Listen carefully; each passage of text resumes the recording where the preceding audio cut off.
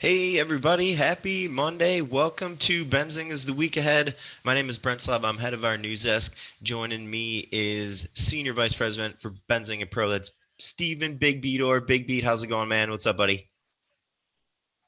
Is he out there? There he is. How are you, man? How was your weekend, Brent? It was good. It was good. Relaxing. Didn't do a whole ton of stuff. That was good. How about you? Just getting over the virus, I guess. Uh-oh. Not the nasty one though, right? Not the nasty one in China, no.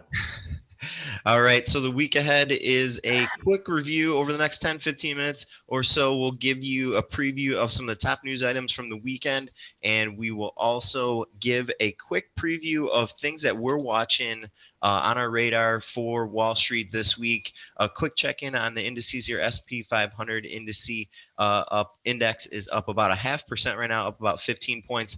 Looking at crude oil down about 50 cents per barrel. It's about 1%. Gold is up, looking at my chart here, up about $4 or so. Let's get started. Big B, what do you think the big news item for the weekend was? It's still the coronavirus, very Okay. simple. The one of the biggest headlines that I saw that blew my mind is that the coronavirus is growing faster than SARS. That's a big deal. But what's interesting is the market just doesn't care. Market just doesn't care. Charging through to 33.40, looking at the S&P 500 futures. A quick look around at some of those coronavirus sensitive stocks that we've been highlighting the last few weeks. APT, that's Alpha Protect. They're a maker of masks and other apparel for protection. It's trading up about 5% or so right now. Let's see, BCRX BioCrest, one that hasn't really been in play on this, is kind of doing whatever today. It's down about 1% or so. Let's move over to our upcoming economic data points for this week. And actually, Big B, you were looking at a data point that was already reported today. That was Canadian housing. There was housing starts reading of 213,000. Economists were looking for a reading about 205,000. Building permits, though, however, really big here, up 7.4%. Economists looking for a reading about 1.5%. What do you make of this, Big B? Very simple. Middle of winter in Canada, it's cold. Most of the Canadians are down here in Florida, and all of a sudden we're seeing a big building boom. Pretty much the reason being there is they need new housing. So look, if they're still buying housing, they need it. There are not a lot of houses that people that have own homes that have to sell them, right? There's Right. nothing there, so you got to build them. So yeah, very big deal there, especially in the middle of winter. Well said. Well said. Later this week, moving forward, Tuesday, we're going to be getting GDP reading out of the UK. That's going to be in the early morning hours, I believe around 4 a.m. Eastern time. Also, Tuesday, later in the day, the WASDE report. That is the World Agricultural Supply and Demand Estimate report. Deer, ticker DE, Caterpillar, can be sensitive to this report here. That's going to be at noon on Tuesday. We're going to get a look at some jobs on Tuesday, also the JOLTS job openings.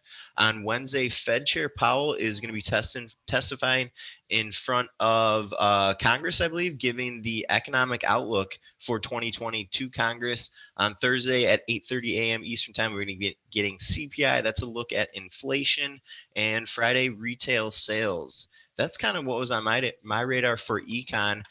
We are in the heart of the earnings season right now. I'll give you a quick preview of upcoming earnings today for before the open, after the close today. Didn't really see anything super notable. However, for Tuesday, we're going to be getting a reading from Under Armour, UAA, also Lyft, and then on the back of the coronavirus stuff that's been going on, Hilton, ticker HLT, will be reporting on Tuesday. A lot of companies have already been commenting on the impact of the coronavirus. A lot of companies have been saying they can't really get to an impact yet, but they are certainly mentioning it. A lot of significant impact being mentioned by some of those companies on Wednesday earnings front. Cisco, Shopify, that's CSCO, Cisco, Shopify, and again, another couple coronavirus plays here. TripAdvisor, TRIP, and MGM. Casinos we know have been impacted majorly by the coronavirus over in China. On Thursday, Alibaba, Nvidia, NVDA, Roku, and also Pepsi in the morning. And then just another couple quick items to put on your radar for this week. So we're going to be getting our 13F filings out from a lot of the hedge funds. It is approaching 45 days after the end of last quarter. So expect 13F filing out on 13F filings out on Thursday and Friday of this week. And if you don't know what the 13Fs are, these are the required filing by from hedge funds disclosing their stakes as of the close of last quarter. So we consider this to be, a bit of whale watching if you want to get an update on what Warren Buffett's been moving in and out of, or what Dan Loeb has been moving in and out of. 13F season, that's this week, is when to do that. Also, we're going to be in our first primary in the U.S. election front, New Hampshire primary on Tuesday. Big Beat, anything else on your radar event-wise for this week? I think that you're right about the earnings, Brent. That's consumer discretionary. I want to see where people are spending their money, right? I was just in Vegas, and I still tell you, the hotels business did not seem busy. I saw a lot of Chinese people in Las Vegas, but they were all wearing masks, but did not see the tables busy as I expected. It was easy to walk up to any table I wanted to walk up to and play any game I wanted to play. Not normal in the wintertime in Las Vegas, right? Right, So, right. That's very interesting, and obviously hotels will probably get a hit.